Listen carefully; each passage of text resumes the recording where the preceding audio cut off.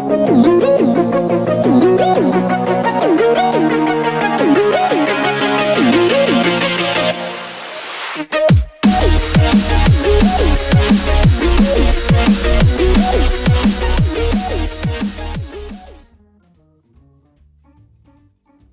profesional muda, selamat datang di Citra Visi Network Learning Center. Jumpa lagi dengan Theo di serial belajar fungsi Excel. Kali ini kita akan belajar fungsi HLOOKUP++. HLOOKUP ini tidak jauh beda dengan fungsi VLOOKUP. Namun demikian di video ini kita akan lihat beda penggunaannya. Oke, saksikan video ini sampai akhir karena ada plus-plus di dalamnya. Ingat, ilmunya jangan disimpan sendiri supaya yang lain juga ikut pintar. Mau nanya, sharing curhat ketika aja di kolom komentar, oke?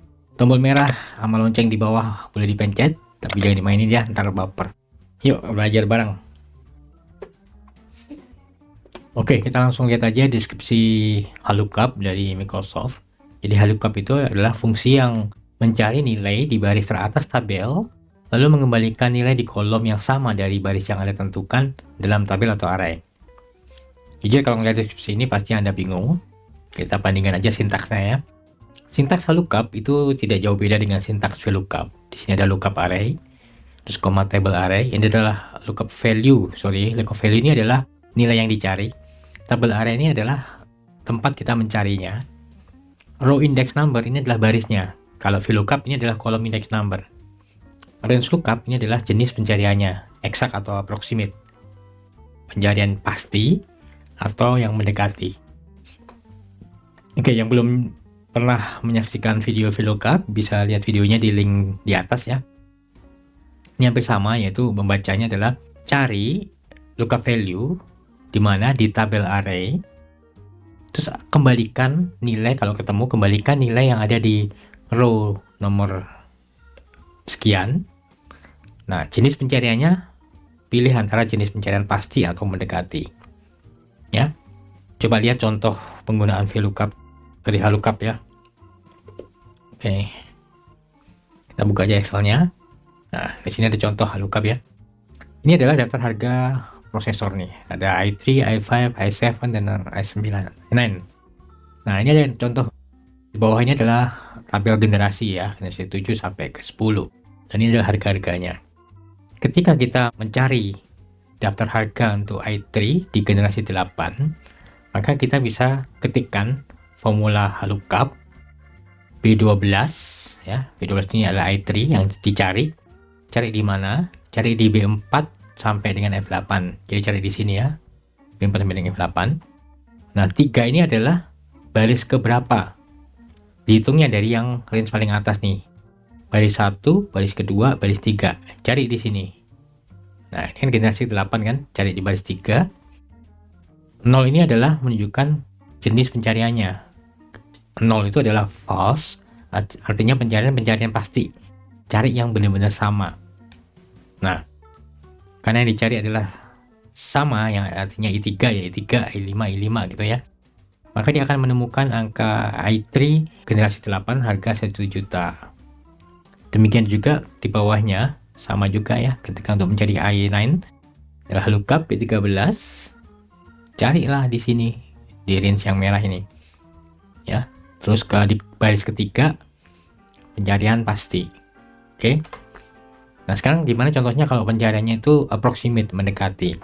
Contoh penerapannya adalah seperti di gambar yang samping ini. Ini adalah daftar nilai angka dari 0, 45, 65, 75, 80 dan nilai huruf E, D, C, B, A. Nah, untuk pencarian dengan nilai yang mendekati ini syaratnya harus urut ya. Di atas ini harus urut dari yang terkecil sampai yang terbesar. Nah, dari sini ada contoh di bawahnya. Kalau untuk approximate HLOOKUP, ini ada nama siswa katakanlah ya. Terus di ini ada angka nilainya. Jadi nilai dalam rupa angka. Masing-masing dapat 40, 50, 70, 77, 83. Nah, angka ini akan dicari. Dia dapat nilai huruf berapa sih berdasarkan tabel nilai yang di atas. Maka digunakanlah dengan formula HLOOKUP. Dengan cara HLOOKUP H12 ini adalah angkanya yang dicari ya. Terus I4 sampai I5 ini adalah range yang tabel array-nya.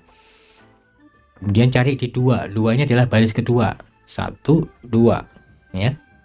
Nah, 1 ini adalah true, artinya cari yang mendekati. Ketika 40 dicari di daftar di sini nggak ketemu, maka dia akan cari yang terkecil jadi di batasan mana yang ketemu. Jadi karena 45 ini adalah lebih besar, maka dia akan mencari yang lebih kecil dari 45. Ketemulah angka 0 yang mendekati ya, mendekati ke di bawahnya yang syarat yang 45 ini.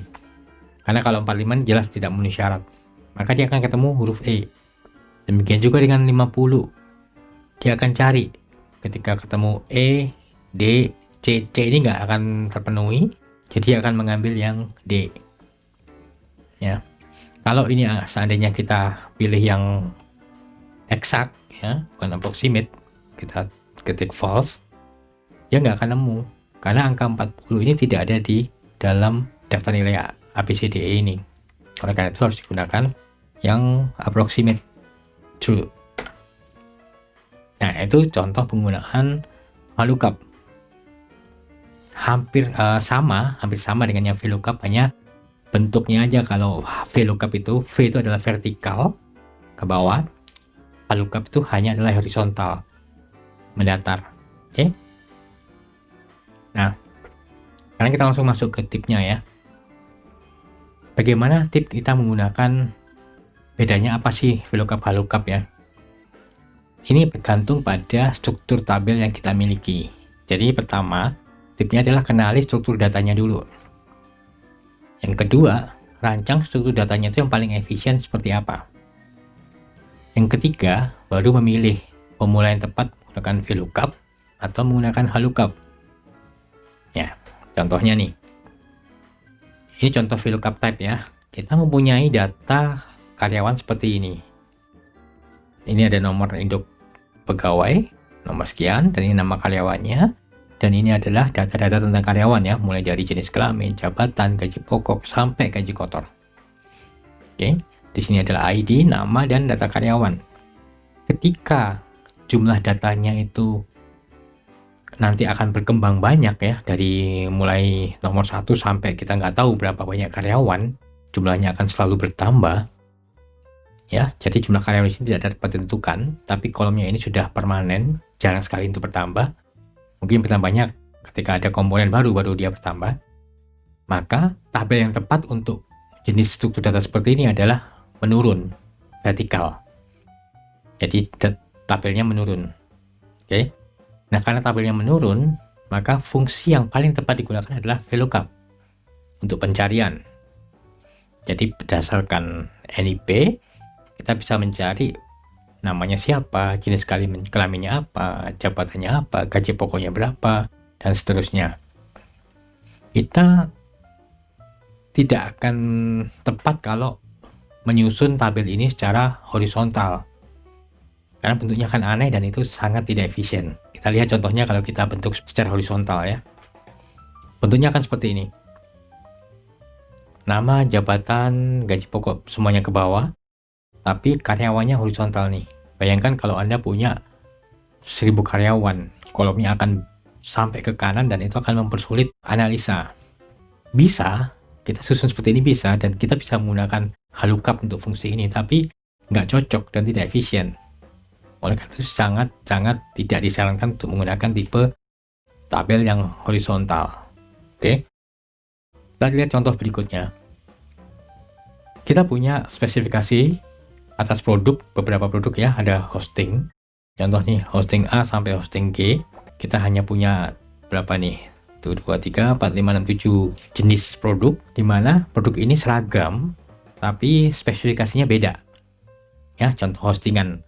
Contoh hostingan di sini, spesifikasinya contohnya seperti ini. Disk space-nya adalah 10 untuk yang hosting A, dan seterusnya, sampai unlimited. Untuk trafficnya disediakan, contohnya 1 giga untuk hosting A, terus meningkat sampai unlimited. Free domain pun juga gitu, dapat yang ini nggak dapat, terus yang ini dapat ya.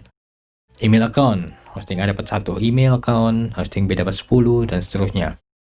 Nah, dengan contoh tabel seperti ini, di mana spesifikasi itu mungkin banyak sekali dan kita nggak tahu berapa banyak, bisa jadi detailnya nanti akan bertambah, dan pembeda antara satu produk sama produk yang lain itu akan bertambah, dan kita nggak bisa menentukan itu. Tapi jumlah produknya itu terbatas, ya, mungkin hanya 7 produk, ya, 7 plan, atau sebanyak-banyaknya mungkin kita nggak akan nambah sampai ribuan jenis produk, ya. Maka tipe yang paling efisien adalah tipe tabelnya horizontal seperti ini. Nah, dengan tipe tabel horizontal seperti ini, formula yang paling cocok adalah lookup, ya. Bisa aja kita bentuknya vertikal, tapi bentuknya jadi tidak efisien. Kita lihat contohnya. Nah, lihat ini nomor sama spesifikasi di kanan, sedang jenis produknya ke bawah. Jenis produk mungkin akan mentok sampai di katakanlah mungkin 10 jenis produk, atau paling banter mungkin 30 atau 50. Kalau untuk hostingan mungkin nggak sebanyak itu, ya. Tapi spesifikasi ini bisa bertambah banyak, dan kita nggak tahu kapan bertambahnya, berapa bertambahnya. Dan space-nya juga, lihat aja di sini, email account ini sudah memakan berapa kolom width, ya, lebar kolom. Kalau spesifikasinya ada 20, maka kok tabel Anda akan memanjang ke kanan dan akan sulit untuk membandingkan antara hosting satu dengan hosting yang lain. Jadi sangat disarankan untuk menggunakan tipe yang horizontal, ya, bukan vertikal ke bawah. Oke, saya rasa untuk video tentang lookup cukup sampai di sini. Terima kasih sudah menyaksikan. Silahkan like dan share apabila ini bermanfaat. Bagi juga dengan yang lain supaya yang lain juga ikut mendapatkan manfaatnya. Dan please komen kalau misalnya ada pertanyaan atau ada yang berbagi atau saran, anything. Dan jangan lupa subscribe, ya, untuk bisa mengikuti video-video selanjutnya. Oke, thank you very much. See you next video. Bye-bye.